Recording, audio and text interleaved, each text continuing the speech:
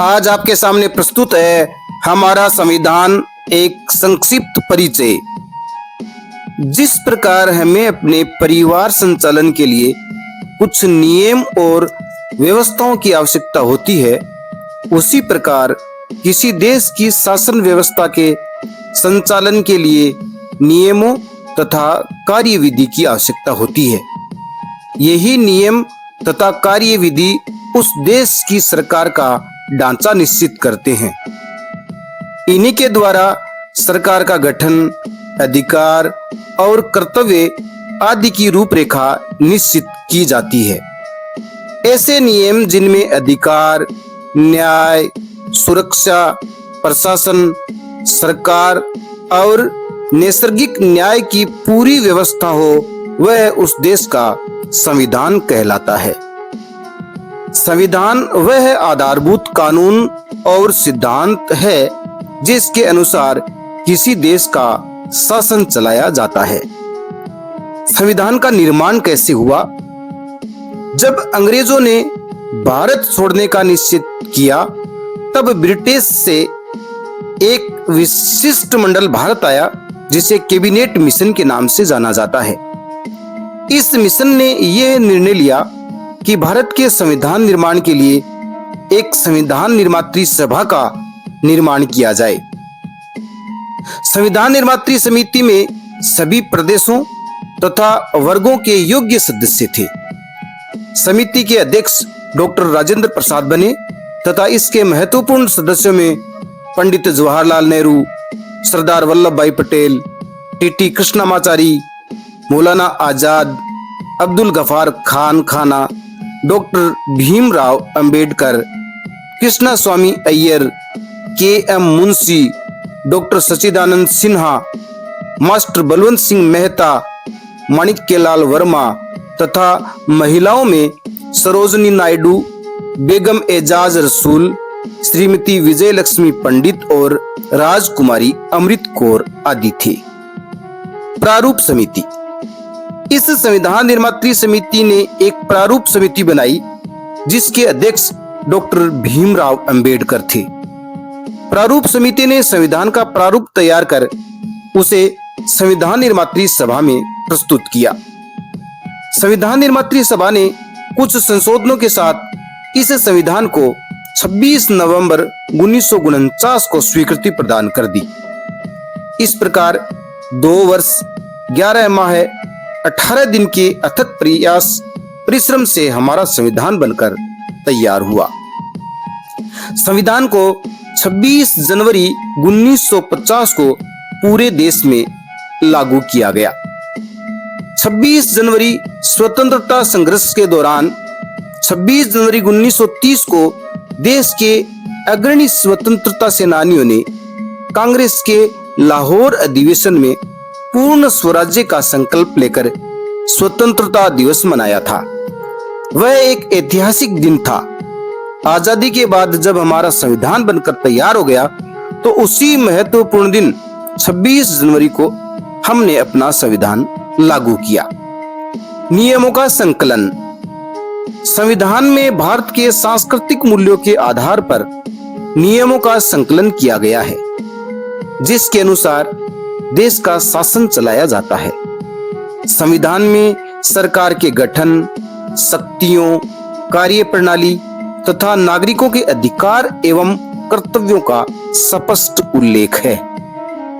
अन्य देशों के समान भारतीय संविधान में भी सर्वप्रथम उसकी प्रस्तावना है, जिसमें संविधान का उद्देश्य और देश के मौलिक लक्ष्यों को बताया गया है। भारत के संविधान की प्रस्तावना। हम भारत के लोग भारत को एक संपूर्ण प्रभुत्व संपन्न समाजवादी पंथ निरपेक्ष लोकतंत्रात्मक गणराज्य बनाने के लिए तथा उसके समस्त नागरिकों की सामाजिक, आर्थिक और राजनीतिक न्याय, विचार, अभिव्यक्ति, विश्वास, धर्म और उपासना की स्वतंत्रता, प्रतिष्ठा और अवसर की समता प्राप्त करने के लिए तथा उन सब में व्यक्ति की गरिमा और राष्ट्र की एकता तथा अखंडता को सुनिश्चित करने वाली बंधुता बढ़ाने के लिए दृढ़ संकल्प होकर अपनी इस संविधान सभा में आज दिनांक 26 नवंबर 1949 ईस्वी मिति मार्गशीर्ष शुक्ला सप्तमी संवत 2006 विक्रमी को एतद द्वारा इस संविधान को अंगीकृत, अधिनियमित और आत्मार्पित करते हैं। हम भारत के लोग संविधान की प्रस्तावना के प्रारंभिक शब्द यह स्पष्ट करते हैं कि भारतीय संविधान जनता का संविधान है और उनके प्रतिनिधियों द्वारा निर्मित है। इसलिए भारतीय जनता राष्ट्र की शक्ति का अंतिम और प्रमुख स्रोत है। संपूर्ण प्रभुत्व संपन्न हमारा देश पूर्णतः स्वतंत्र एवं शक्ति संपन्न है। इसके ऊपर किसी बाहरी शक्ति, व्यक्ति या देश का कोई नियंत्रण अथवा दबाव नहीं है। समाजवादी उत्पादन एवं वितरण के साधनों पर व्यक्ति विशेष का एकाधिकार न होकर समाज अथवा शासन का नियंत्रण होगा, ताकि समाज के सभी समुदायों का समान रूप से सर्वांगीण विकास हो सके। पंथ निरपेक्ष संविधान के अनुसार राज्य सभी धर्मों का आदर करेगा और प्रत्येक की उन्नति करने के समान अवसर प्रदान करेगा। धर्म के आधार पर किसी के साथ भेदभाव नहीं बरतेगा। इस प्रकार संविधान ने देश के लिए एक धर्मनिरपेक्ष राज्य की व्यवस्था की है। लोकतंत्रात्मक लोकतंत्र में सरकार जनता द्वारा चुने हुए प्रतिनिधियों द्वारा बनाई जाती है। इस प्रकार संपूर्ण शक्ति जनता में निहित होती है। उन्हें मत देने व चुनाव लड़ने के अधिकार प्राप्त होते हैं। हमारे देश में हर 5 वर्ष बाद चुनाव होते हैं और जनता अपनी इच्छा अनुसार अपने प्रतिनिधि चुनकर सरकार बनाती है। लोकतंत्र का अर्थ है जनता के लिए जनता द्वारा शासन। गणतंत्र हमारे देश का राष्ट्रपति वंशानुगत नहीं होकर जनता द्वारा अप्रत्यक्ष रूप से एकल संक्रमणीय व आनुपातिक मत प्रणाली से चुना जाता है। न्याय प्रत्येक नागरिक को सामाजिक, आर्थिक तथा राजनीतिक आधार पर न्याय प्राप्ति से वंचित नहीं किया जाएगा। समानता सभी नागरिक कानून की दृष्टि से समान होंगे। सरकार सभी को उन्नति के समान अवसर प्रदान करेगी। व्यक्ति को उसकी योग्यता के अनुसार विकास करने की पूरी स्वतंत्रता है। बंधुता सभी नागरिक भाई बहन हैं। सब एक परिवार में विकसित होने वाली बंधुता की भावना से ओतप्रोत हैं। हमारे देश में प्रत्येक नागरिक को आत्मसम्मान के साथ जीवन जीने के पूरे अवसर प्रदान किए गए हैं। संविधान हमारे स्वतंत्रता, समानता एवं न्याय प्रदान करता है। इसकी प्रतिष्ठा एवं सम्मान के साथ प्रत्येक नागरिक का सम्मान जुड़ा है।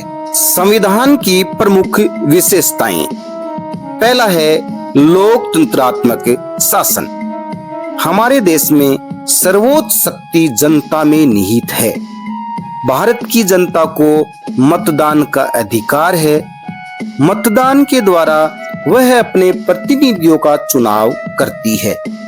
लोकसभा व विधानसभा के लिए प्रत्येक 5 वर्ष में चुनाव होते हैं। आपने अपने क्षेत्र में चुनाव के दृश्य देखे होंगे। संभव है आपका विद्यालय भी मतदान केंद्र बना होगा। आपके माता पिता व पड़ोसी मतदान के लिए गए होंगे। इस प्रकार मतदान द्वारा जनता अपने प्रतिनिधियों को चुनती है। ये प्रतिनिधि जनता के हित के लिए संसद और विधानमंडल में बैठकर कानून बनाते हैं। इन कानूनों के अनुसार देश की शासन व्यवस्था चलाई जाती है। यही लोकतंत्र है। सबसे बड़ा लिखित संविधान। हमारा संविधान लिखित है। मूल संविधान में 395 अनुच्छेद एवं 8 अनुसूचियां हैं। यह विस्तार से लिखा गया है। यह संसार का सबसे बड़ा लिखित संविधान है। संविधान की तीसरी प्रमुख विशेषता मौलिक अधिकार एवं कर्तव्य। संविधान नागरिकों के सर्वांगीण विकास के लिए कुछ आधारभूत अधिकारों की गारंटी देता है। इन अधिकारों को ही मौलिक अधिकार कहा जाता है।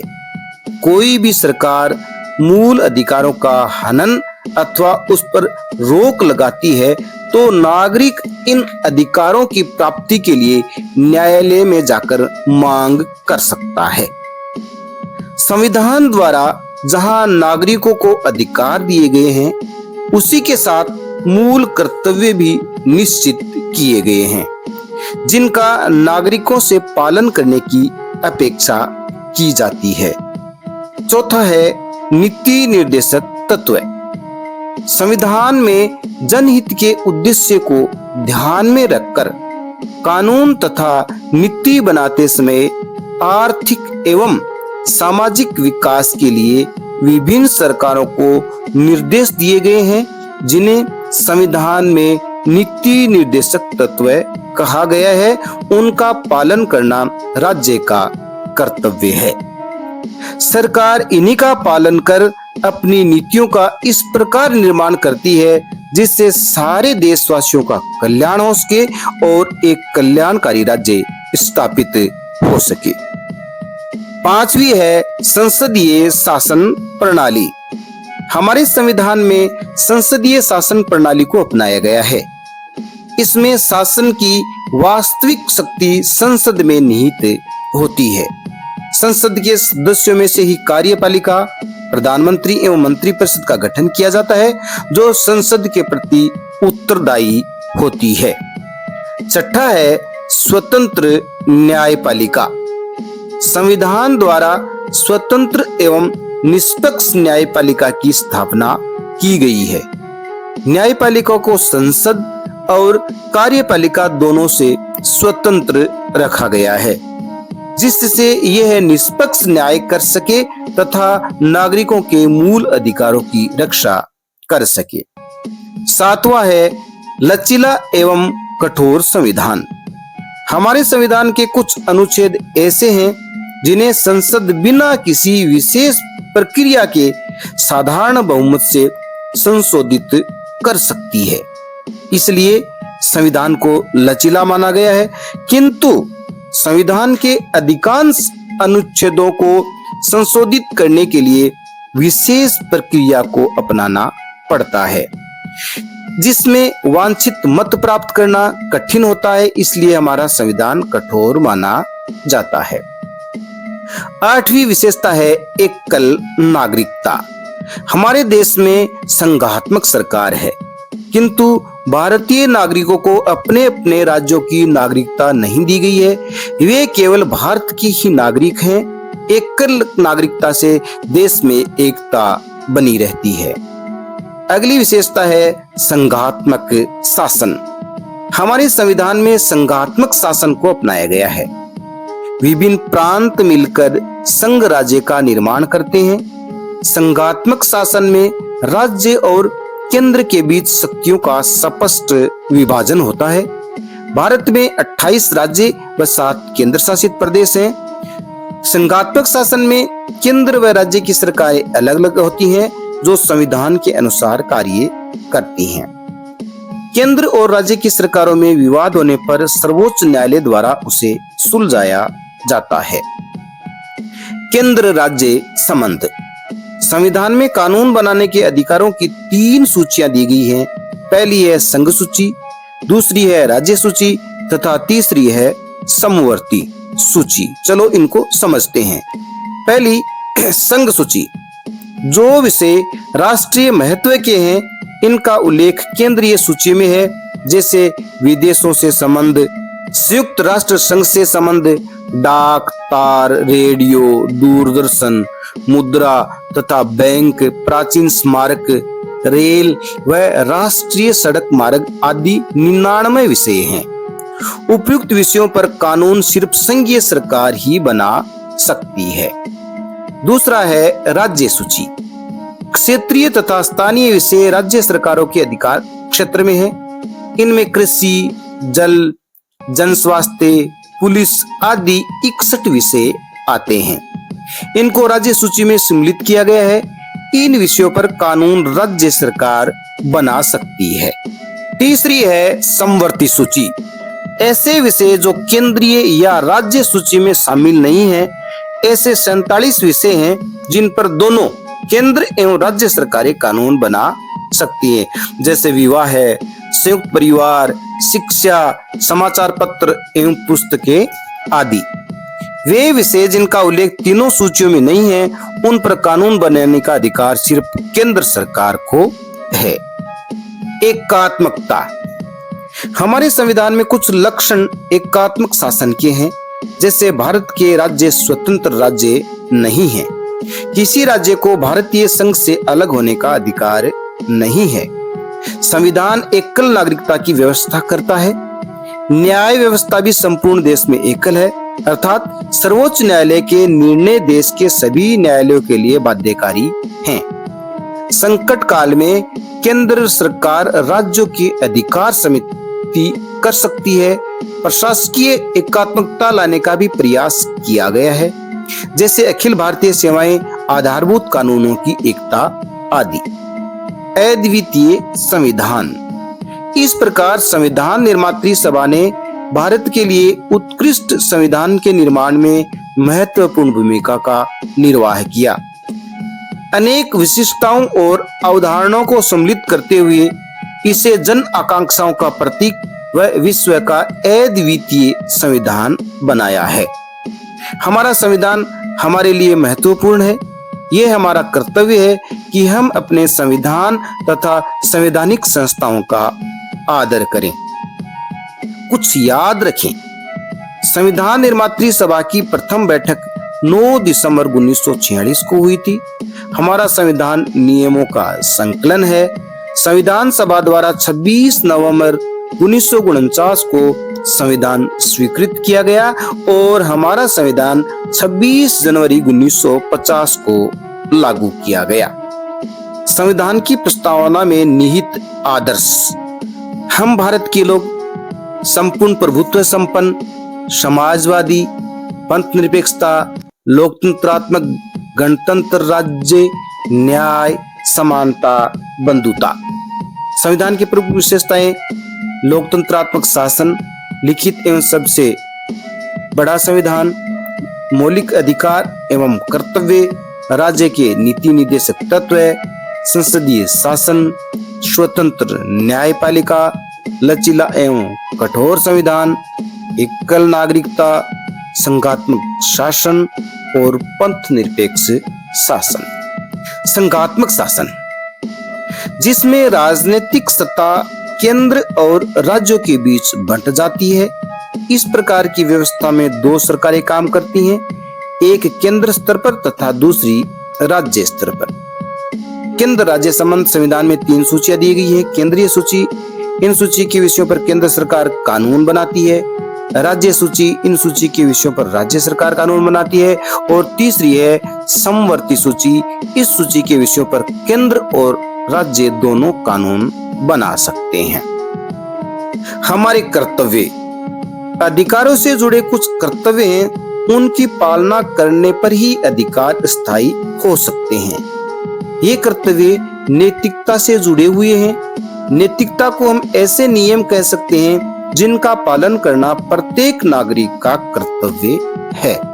जब सारा संसार नियमों से बंधा हुआ है तो अधिकार और कर्तव्य अलग कैसे हो सकते हैं। हमारे संविधान द्वारा भारत में प्रत्येक नागरिक के लिए 10 मूल कर्तव्य निर्धारित किए गए हैं। पहला है संविधान का पालन करें और उसके आदर्शों, संस्थाओं, राष्ट्रीय ध्वज और राष्ट्रीय गान का आदर करें। दूसरा है स्वतंत्रता के लिए हमारे राष्ट्रीय आंदोलन को प्रेरित करने वाले उच्च आदर्शों को समझें तथा उनका भी पालन करें। तीसरा है भारत की प्रभुता, एकता और अखंडता की रक्षा करें और उसे बनाए रखें। चौथा है देश की रक्षा करने के लिए हमेशा तत्पर रहें।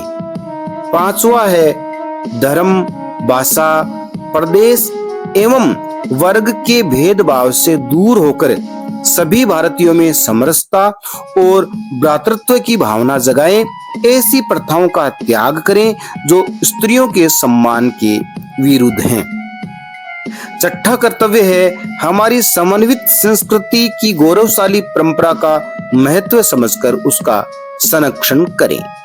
सातवां है वन, झील, नदी एवं अन्य जीवों सहित संपूर्ण प्राकृतिक पर्यावरण की रक्षा एवं संवर्धन करें तथा प्राणी मात्र के प्रति दया भाव रखें। आठवां है वैज्ञानिक दृष्टिकोण, मानववाद और ज्ञानार्जन तथा सुधार की भावना विकसित करें। छठा है सार्वजनिक संपत्ति को सुरक्षित रखें और हिंसा से दूर रहें। 10वां कर्तव्य है व्यक्तिगत और सामूहिक गतिविधियों के सभी क्षेत्रों में निरंतर आगे बढ़ने का प्रयास करें ताकि राष्ट्र प्रगति और उपलब्धियों की नई ऊंचाइयों को छुए।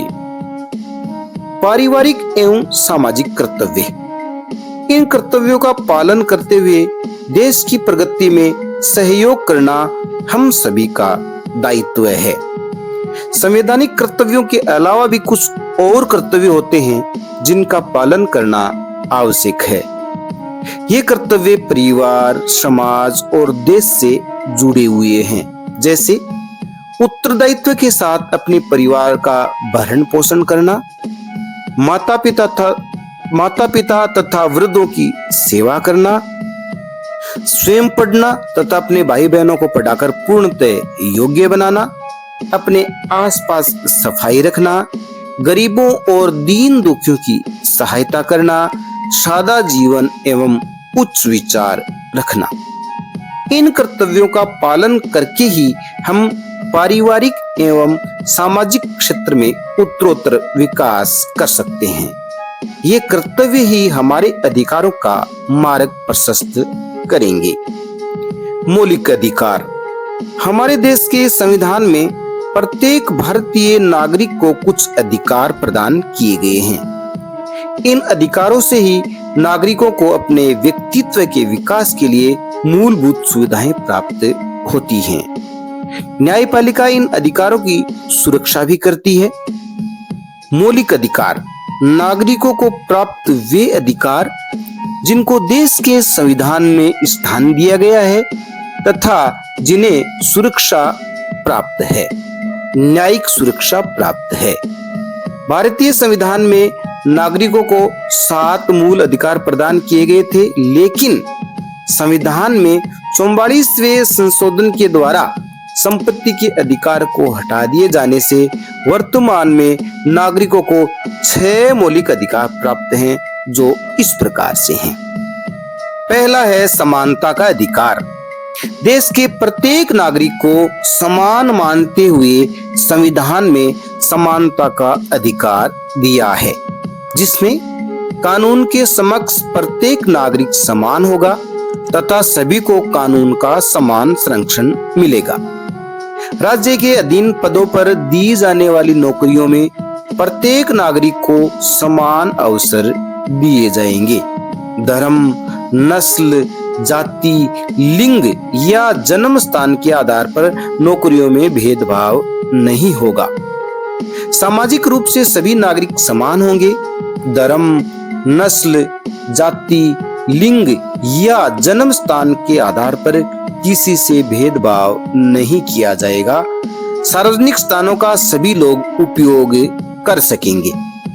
समाज में कुछ वर्गों के साथ जो छुआछूत का व्यवहार होता था, उसे समाप्त कर दिया गया है।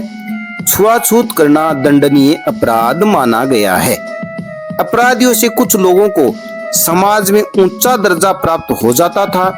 इस अधिकार द्वारा सभी प्रकार की सामाजिक उपाधियों को समाप्त कर दिया गया, किंतु शिक्षा एवं सेना के क्षेत्र में व्यक्ति द्वारा स्वयं की योग्यता से अर्जित उपाधियां ही दी जाती रहेंगी। दूसरा है स्वतंत्रता का अधिकार। संविधान में भारत के प्रत्येक नागरिक को स्वतंत्रता अधिकार दिया गया है। भाषण एवं अभिव्यक्ति की स्वतंत्रता के अंतर्गत प्रत्येक व्यक्ति को भाषण देने एवं लिखकर अपने विचार प्रकट करने की स्वतंत्रता है। नागरिकों को शांतिपूर्ण तरीके से सभा या सम्मेलन करने की पूर्ण स्वतंत्रता है। नागरिकों को राजनीतिक, सामाजिक, सांस्कृतिक तथा आर्थिक संगठन या संघ बनाने की स्वतंत्रता है। नागरिकों को भारत राज्य में कहीं भी निवास एवं भ्रमण करने की स्वतंत्रता है। नागरिकों को व्यापार, व्यवसाय तथा रोजगार करने की स्वतंत्रता है। प्रत्येक नागरिक को अपने जीवन रक्षा तथा बचाव करने की कानूनी स्वतंत्रता है। तीसरा मूल अधिकार है शोषण के विरुद्ध अधिकार। संविधान में सभी नागरिकों को शोषण से बचाव के लिए अधिकार दिए गए हैं, जिनसे सामाजिक समानता की स्थापना हुई है। दासता और बेगारी से मुक्ति मिली है। इस अधिकार के अंतर्गत मानव व्यापार अर्थात स्त्री पुरुषों का क्रय विक्रय दंडनीय अपराध है। किसी भी नागरिक से बेगार नहीं ली जा सकती, अर्थात जबरदस्ती किसी से काम लेना दंडनीय अपराध घोषित किया गया है। 14 वर्ष से कम आयु के बालक बालिकाओं को किसी कारखाने, खान अथवा अन्य जोखिम भरे काम में नहीं लगाया जा सकता है। चौथा मूल अधिकार है धार्मिक स्वतंत्रता का अधिकार। भारत को पंथ निरपेक्ष राज्य घोषित किया गया है। संविधान में सभी भारतीय नागरिकों को धार्मिक स्वतंत्रता प्रदान की गई है। भारत में नागरिकों को अपनी इच्छानुसार किसी भी धर्म को मानने, उसे स्वीकार करने तथा उसका प्रचार प्रसार करने की स्वतंत्रता है। सभी धर्म एवं संप्रदायों को अपनी संस्थाओं की स्थापना करने, उनके लिए धन इकट्ठा करने तथा उनके प्रबंधन करने की स्वतंत्रता है। धार्मिक संस्थाओं में धार्मिक कार्यों के लिए दिया गया दान निश्चित सीमा तक कर मुक्त रहेगा। राजकीय शिक्षण संस्थाओं में धार्मिक शिक्षा नहीं दी जा सकती है। मान्यता प्राप्त शिक्षण संस्थाओं में भी किसी को धार्मिक शिक्षा के लिए बाध्य नहीं किया जाएगा। संस्कृति और शिक्षा संबंधी अधिकार।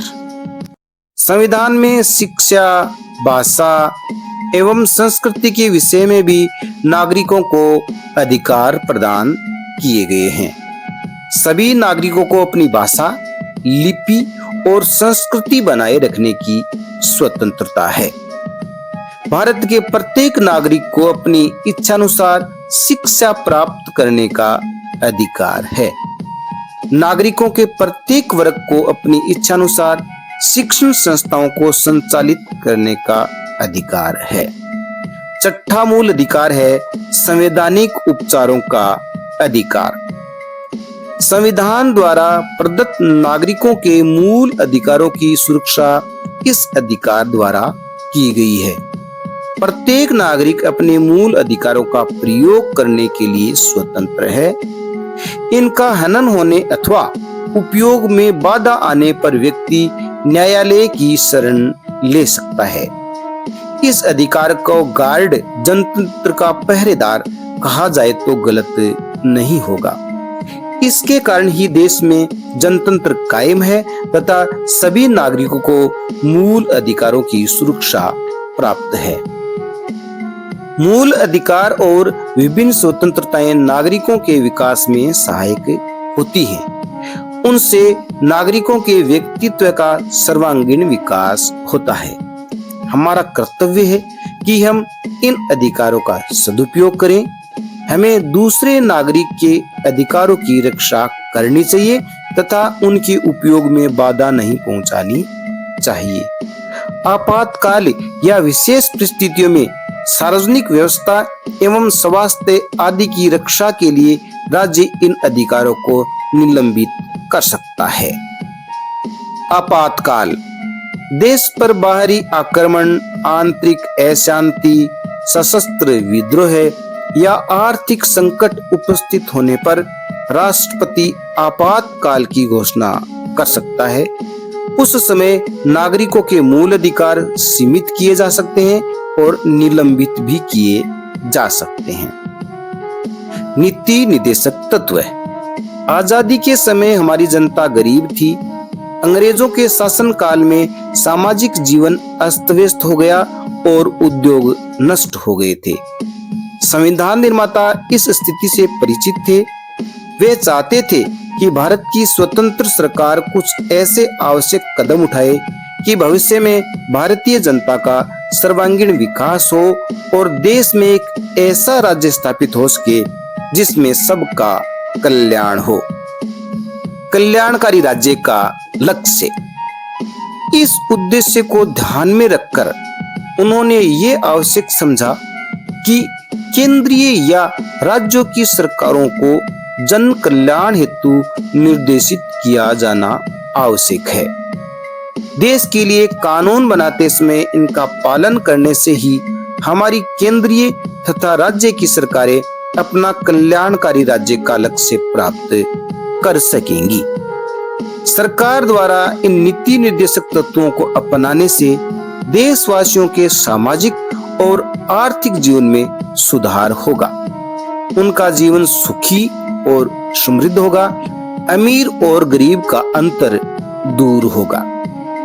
इस प्रकार नीति निर्देशक तत्व हमारे संविधान का महत्वपूर्ण भाग है। इन तत्वों में से कुछ नीति निर्देशक तत्व इस प्रकार हैं। देश के समस्त नागरिकों हेतु जीवन यापन के लिए पर्याप्त साधनों की व्यवस्था करें। प्रत्येक स्त्री और पुरुष के लिए समान कार्य हेतु समान वेतन की व्यवस्था करें। स्थानीय स्वशासन के लिए प्रोत्साहन हेतु ग्राम पंचायतों का गठन करें। समस्त नागरिकों के लिए समान व्यवहार संहिता का निर्माण करें। 14 वर्ष की आयु तक के समस्त बालक बालिकाओं के लिए निःशुल्क शिक्षा की व्यवस्था करें। नागरिकों के जीवन स्तर को उन्नत करने एवं सार्वजनिक स्वास्थ्य को सुधारने का प्रयास करें। कृषि एवं पशुपालन की व्यवस्था को उत्तम बनाने का प्रयास करें। राष्ट्रीय महत्व की वस्तुओं, स्थानों और स्मारकों की सुरक्षा का प्रबंध करें। देश की न्यायपालिका को कार्यपालिका से पृथक करने का प्रयास करें। अंतर्राष्ट्रीय शांति और सुरक्षा में वृद्धि करने का प्रयास करें आदि। नीति निर्देशक तत्वों को धीरे धीरे क्रियान्वित कर हम भारत में वास्तविक जनतंत्र स्थापित कर सकेंगे और लोक कल्याणी राज्य की स्थापना हो सकेगी। प्रत्येक नागरिक को समानता, स्वतंत्रता और न्याय उपलब्ध हो सकेगी। नीति निर्देशक तत्व और मौलिक अधिकार। आप जानते हैं कि यदि कोई व्यक्ति या सरकार हमें मौलिक अधिकारों से वंचित रखने का प्रयास करती है, तब हम अपने अधिकारों की सुरक्षा के लिए न्यायालय में जाकर अपनी बहाली की मांग कर सकते हैं। लेकिन नीति निर्देशक तत्वों की पूर्ति के लिए हम न्यायालय की सहायता नहीं मांग सकते। ये केवल सरकारों के लिए निर्देश हैं, जिनकी पूर्ति के लिए हमारी सरकारों सदा प्रयत्नशील रहेंगी। ये नीति निर्देशक तत्व सरकारों के पथ प्रदर्शन का कार्य करते हैं। भारत की नागरिकता। भारत का नागरिक वह है जो अग्रांकित किसी एक योग्यता को पूर्ण करता हो, जिसका जन्म भारत भूमि पर हुआ हो, जिसके माता पिता में से किसी एक या दोनों का जन्म भारत भूमि पर हुआ हो, संविधान के लागू होने से ठीक पहले कम से कम 5 वर्ष तक वह भारत भूमि पर निवास कर रहा हो। किंतु किसी विदेशी को भारतीय नागरिकता तभी मिल सकती है वह भारत में 5 वर्ष से अधिक समय में रह रहा हो तथा भारतीय संविधान के नागरिकता संबंधी शर्तों को पूरा करता हो, जैसे वह अपनी पहली नागरिकता को छोड़ चुका हो तथा एक भारतीय भाषा जानता हो। संसद को नागरिकता के संबंध में नए नियम बनाने के अधिकार प्राप्त हैं। एकल नागरिकता। हमारा संविधान समस्त भारतीयों को एकल नागरिकता प्रदान करता है, जिसे इकहरी नागरिकता भी कहा गया है। भारत में राज्य की नागरिकता का कोई प्रावधान नहीं है, अर्थात कोई भी व्यक्ति राजस्थान, उत्तर प्रदेश, मध्य प्रदेश या केरल का नागरिक न होकर भारत का नागरिक होता है। नागरिकता में अधिकार और कर्तव्य दोनों सम्मिलित हैं। एक भारतीय नागरिक को कुछ अधिकार मिले हुए हैं जो संविधान द्वारा स्वीकृत हैं। इसके साथ संविधान में कुछ कर्तव्य भी दिए गए हैं जिनका वह पालन करता है। भारतीय संविधान डॉक्टर भीमराव अंबेडकर के अथक प्रयासों से उनके कर कमलों से 2 वर्ष 11 महीने और 18 दिन में बनकर के तैयार हुआ था। जय भारत, जय संविधान।